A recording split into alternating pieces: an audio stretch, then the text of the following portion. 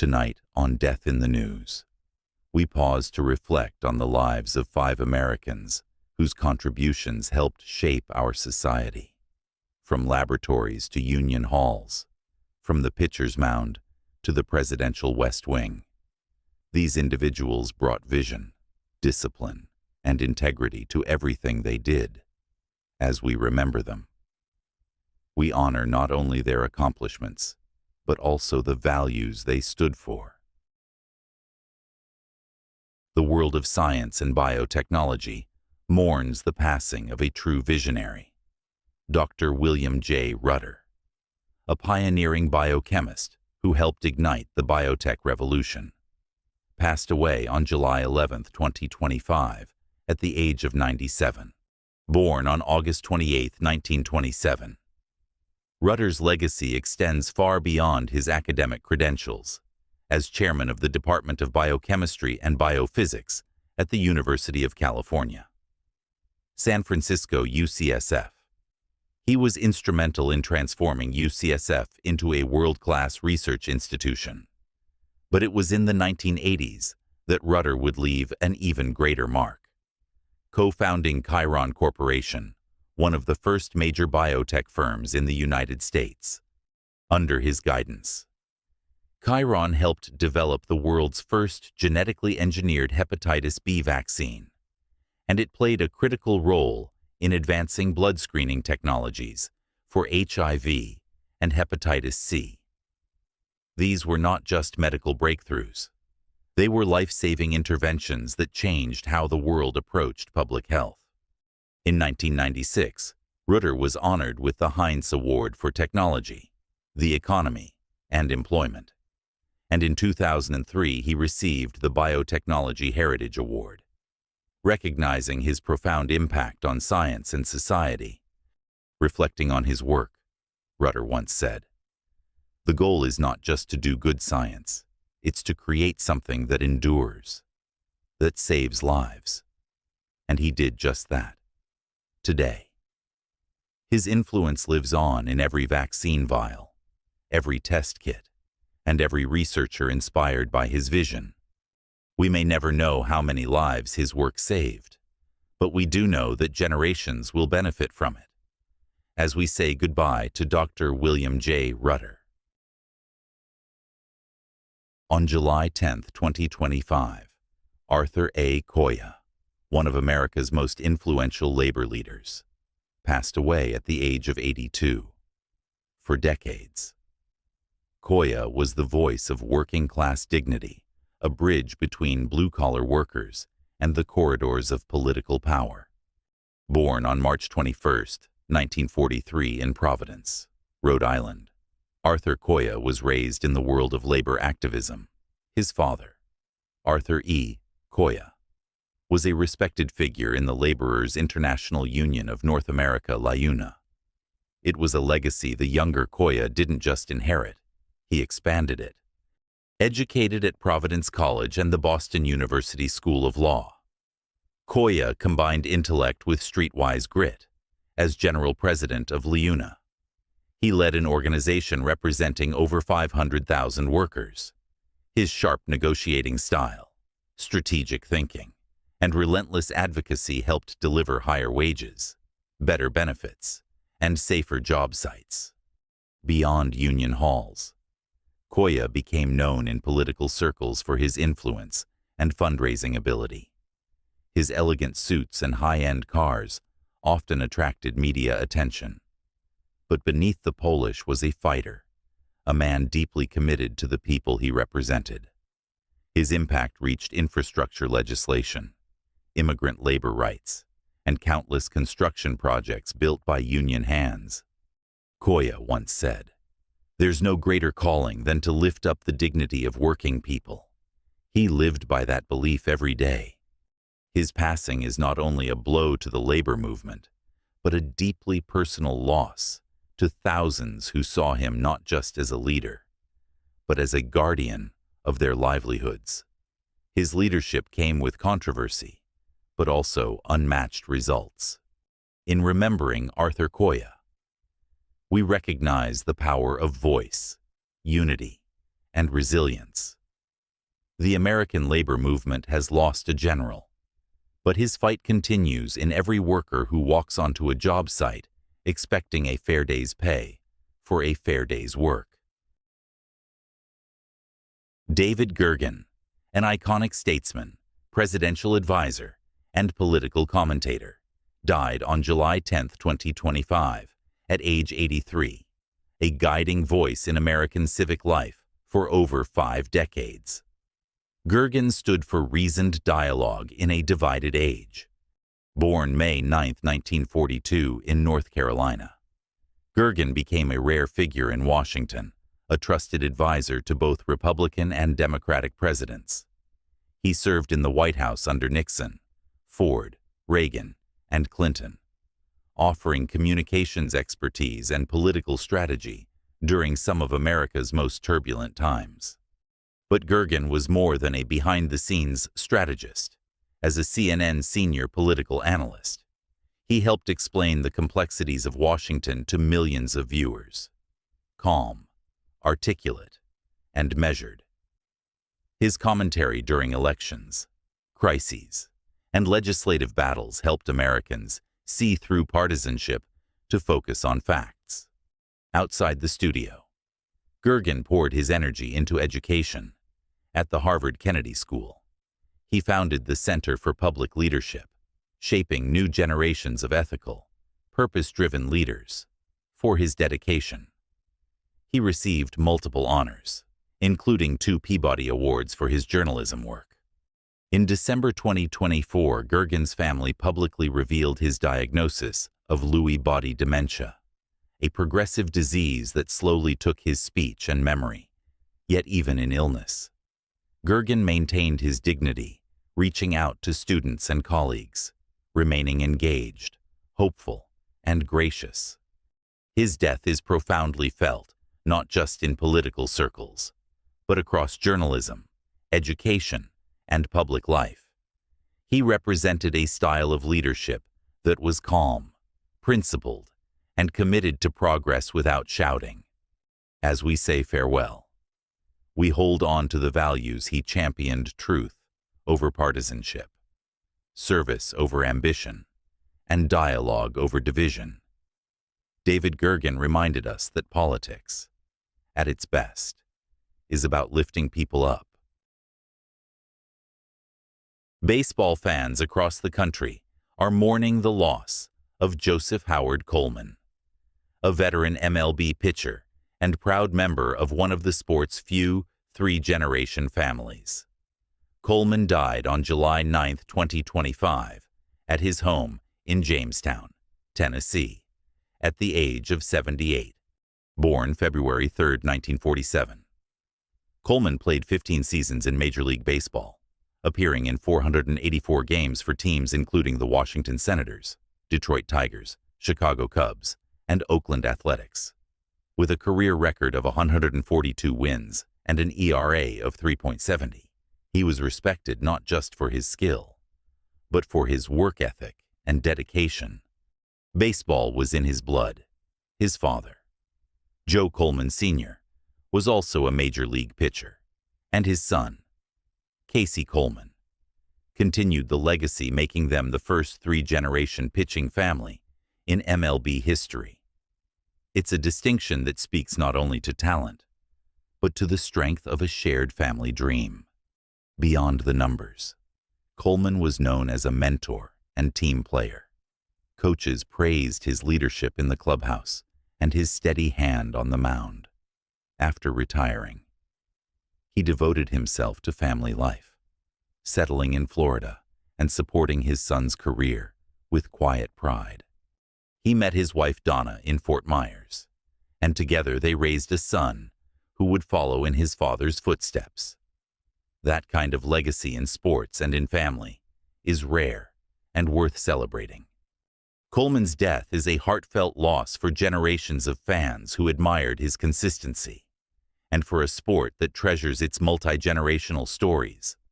Baseball teaches us about timing, tradition, and legacy, and in each of those, Joseph Coleman excelled. The baseball world also remembers the passing of Lee Elia, a longtime coach and manager who dedicated his life to America's pastime. He died on July 9, 2025, just 1 week before his 88th birthday. Born July 16, 1937. Elia's own MLB playing career was brief. He appeared as an infielder with the Chicago White Sox and Cubs, but it was as a coach and manager where he made his mark. Elia managed the Chicago Cubs in the early 1980s and later took the helm of the Philadelphia Phillies. He also served as a trusted coach with several teams, including the New York Yankees, Toronto Blue Jays, Baltimore Orioles, and Seattle Mariners. His deep baseball knowledge and player-first approach earned him loyalty wherever he went. In 2010, Elia joined the Atlanta Braves front office as a special assistant, continuing to shape rosters and mentor young talent well into his 70s. His influence was felt not just on the field, but in the hearts of the men he coached. Elia was known for his passion, sometimes fiery, often emotional, always authentic.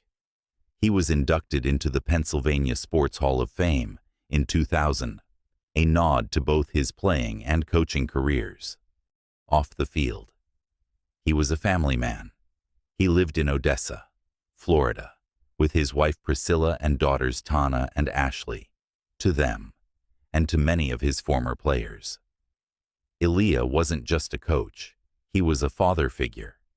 He once said, "Baseball is like life. You fail more than you succeed, but you keep showing up." And he did day after day, season after season. Lee Elia may not have been a household name, but in clubhouses across the country, he was a legend. His story is a reminder that behind every big league moment is someone who believed in the players long before the crowds ever did. The basketball world said goodbye to one of its most colorful and respected personalities, with the passing of Francis Patrick Layden on July 9, 2025, at the age of 93. Known to fans simply as Frank Layden, he was more than a coach. He was a beloved character, mentor, and executive whose influence helped shape the NBA's modern identity. Born in Brooklyn, New York. In 1932, Layden played college ball at Niagara University before transitioning into coaching. He became a fixture in the basketball world for decades, most famously as head coach and later executive for the Utah Jazz. Under his guidance in the 1980s, the Jazz transformed from a struggling expansion franchise into a competitive Western Conference team built around rising stars like John Stockton and Karl Malone. In 1984, Layden made history by winning both the NBA Coach of the Year and Executive of the Year awards, an extremely rare dual honor that underscored his strategic genius and people-first leadership. Known for his humor, honesty, and passion for the game, Layden brought levity to press conferences and locker rooms alike. His famous quip, "I'd rather have a player who's got a big heart than a big contract," remains a lasting motto of his approach to team building. He also helped grow the game beyond the NBA. Layden served as head coach of the Utah Stars, one of the original franchises in the WNBA, demonstrating his commitment to developing basketball for all athletes, regardless of gender. Beyond statistics and wins, Layden was known for his deep personal connections with players and staff. He remained a father figure to many who played under him, even after retiring from full-time coaching. Layden stayed close to the Jazz organization and to the city of Salt Lake City, where he lived with his wife Barbara until his passing. His death marks the end of a golden era of basketball, where coaching was as much about people as it was about playbooks. Frank Layden showed that laughter, empathy, and integrity could belong alongside toughness and competition in professional sports. As the lights dim in the arena he helped build, one thing is certain: his voice, his wisdom, and his warmth will echo in Utah and throughout the basketball community for generations to come. The basketball world mourns the loss of Ryan Rupert Reed, a former NBA forward whose journey through professional sports exemplified quiet resilience and perseverance.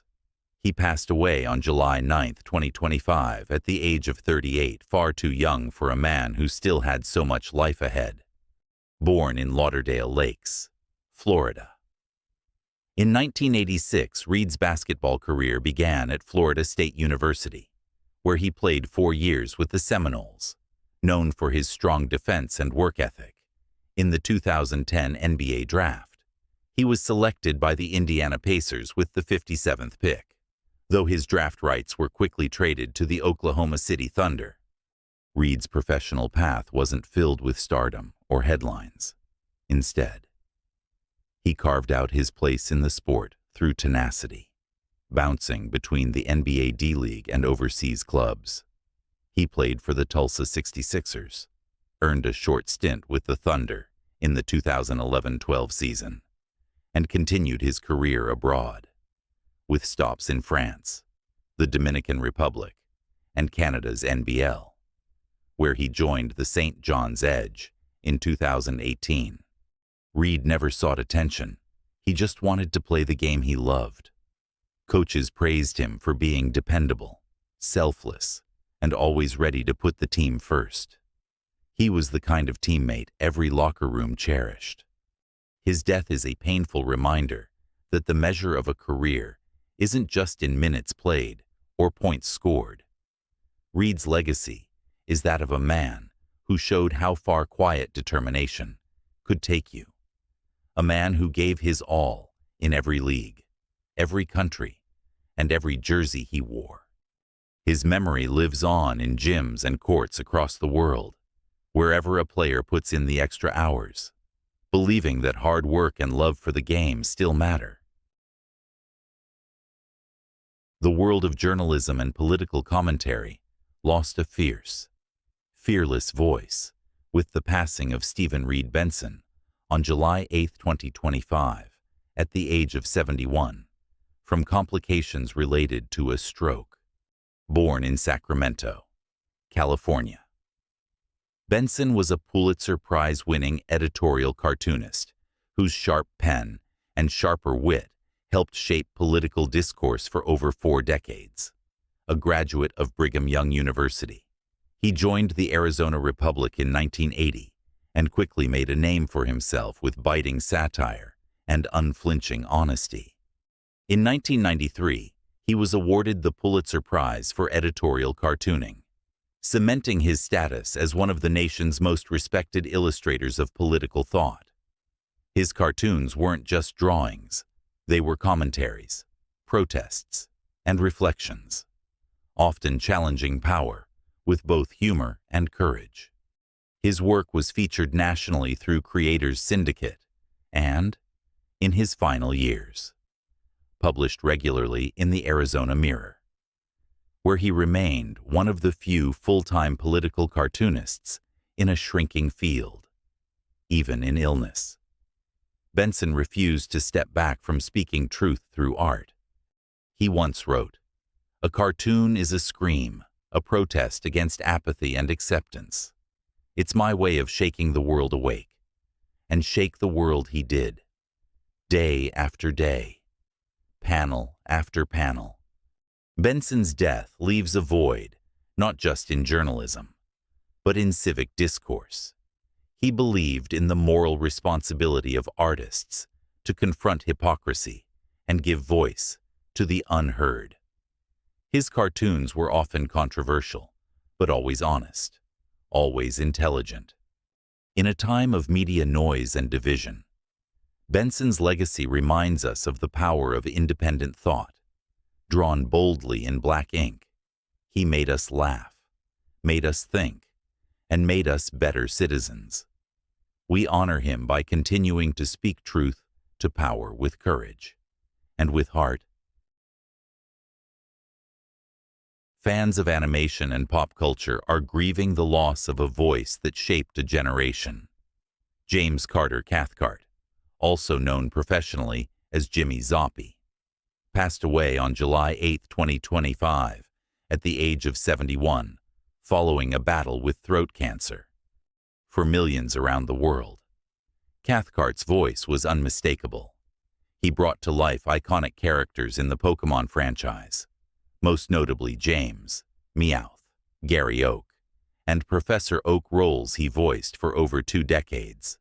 His work became the soundtrack of childhood for fans across continents. Beyond voice acting, Cathcart was a gifted pianist, script adapter, voice director, and vocalist. He began his entertainment career in music before pivoting into animation, where he found enduring success in the booming anime market of the early 2000s. In 2023, he retired from voice acting after his cancer diagnosis, but fans continued to celebrate his legacy online and at conventions. Cathcart's warmth, humility, and kindness were as well known as the characters he portrayed. He once said, "A voice is more than sound. It's emotion, history, and soul passed from one heart to another."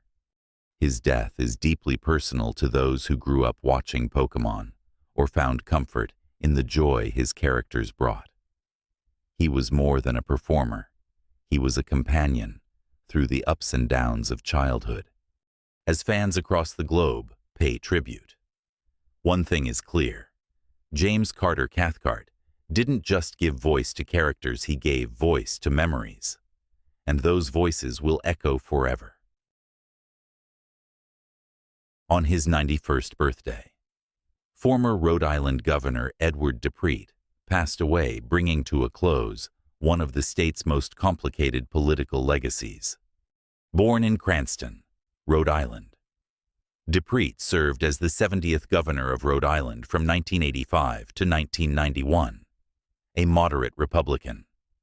He oversaw a time of infrastructure growth and fiscal reforms in the state, but his political career would ultimately be overshadowed by scandal. In the 1990s, DiPrete was convicted on multiple corruption charges, including bribery and extortion, making him the only governor in the state's history to serve prison time. After serving part of his sentence, he returned to private life, rarely appearing in public. Yet to many in Rhode Island, DiPrete remained a symbol of both the promise and peril of political power. He had the charisma to lead and the vision to inspire, but also the misjudgment that cost him dearly. DiPrete's life remains a cautionary tale, reminding us that leadership without integrity is fragile. Still, in his quieter final years, he lived with humility, spending time with his children and grandchildren. He once said, "Mistakes don't define you, how you answer to them does." In remembering DiPrete, we are reminded of the importance of accountability, even among those who rise to the highest offices. Hollywood lost one of its most creative minds with the passing of David G. Flabot, a talented television writer and producer, on July 8, 2025, at the age of 65. He died from complications related to cystic fibrosis, an illness he had battled for years with grace and courage.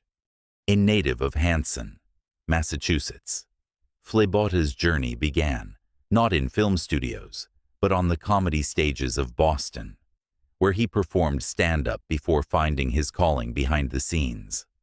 Encouraged by a professor at Emerson College, he transitioned into screenwriting and quickly built a reputation for edgy, character-driven storytelling. He contributed to acclaimed series including The PJs, for which he earned a Primetime Emmy nomination, as well as Desperate Housewives, Nurse Jackie, and Hung. Later in his career, he created The Kominsky Method, which was praised for its mature, heartfelt humor. despite undergoing a double lung transplant. Phlebot never slowed down creatively. His scripts explored themes of mortality, redemption, and humanity with dialogue that crackled and characters who felt heartbreakingly real. He once remarked, "I don't write for television. I write about people who are trying to make sense of being alive." His passing is a tremendous loss to American television, but his stories live on, continuing to connect with audiences who laugh, cry, and reflect with every episode. Poet, essayist, and spiritual thinker Fanny Howe passed away on July 8, 2025, at the age of 84, leaving behind a luminous legacy in American literature. Born in Cambridge, Massachusetts, Howe wrote more than 20 books of poetry, fiction, and nonfiction. Her style was ethereal, philosophical, and deeply humane. She explored themes of faith, identity, race, and transcendence, using language that felt like prayer and protest in equal measure. Her works include Second Childhood, The Deep North, and The Wedding Dress Meditations on Word and Life. She was long admired for her contemplative voice and was a National Book Award finalist, Guggenheim Fellow, and recipient of the Ruth Lilly Poetry Prize. Howe once said, "Poetry is not escape, it's entrance into suffering, into wonder, into the interior of the world." Her passing is a deep loss for American letters, but in her writings, she offered a path through silence, doubt, and grace to something eternal. Her readers will return to her pages for solace, for clarity, and for truth. Paulette Jiles, April 4, 1943, July 8, 2025. Author and poet Paulette Jiles passed away on July 8, 2025 at the age of 82 from a gastrointestinal illness, best known for her novel, News of the World, a finalist for the National Book Award. Jiles was a master storyteller whose prose conjured history with elegance and grit. She lived much of her life in Texas, often writing about landscapes, survival, and the human cost of progress. Her works included Enemy Women, The Color of Lightning, and Simon the Fiddler novels that blended meticulous research with poetic style. A quiet figure in literary circles, Jiles let her words speak. A good story tells the truth, even if it never happened. She once said, "Her death is a loss to American historical fiction and Southern literature, but her words live on haunting, lyrical, unforgettable." From science and unions to politics and the playing field, these 5 individuals enriched American life in different but equally powerful ways.